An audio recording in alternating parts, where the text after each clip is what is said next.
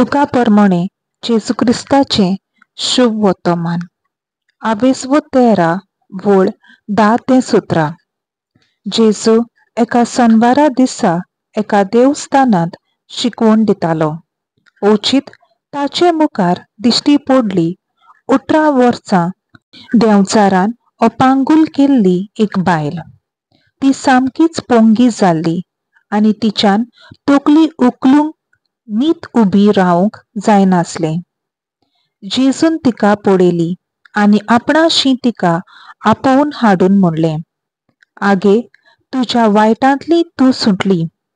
आनी ताणें आपले हात तिचेर दवरिना फुडें ती सारकी उबी जाली आनी देवाक दिनवासूंक लागली.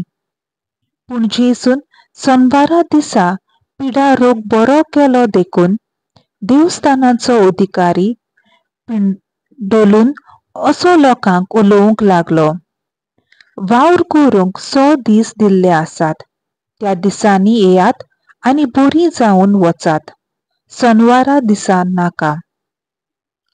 परतीपाळून सोमयान ताका म्हणलें, आरे दोंग्यानो, तुमचे भितरलो जोण एकलो धावनीक बांदलोल्या पाडक्याक वो गाडव्याक सोदून ताका शनवारा दिसा उदकाक व्हरोना, तर 18 वर्सां देंवचारान बांदून दवरलोले हे अब्रामाचे धुवेक ह्या शनवारा दिसा सोडची न्हय आसली. अशें तो म्हणटा आसतना सगल्या ताच्या दुस्मानाक लज जाली. पूण ताच्यो अजाप्यो करण्यो पळोवन सगल्या लोकांक मोठी खोस जाली. देवाचें उतर हें. देवाचो व्हड उपकार.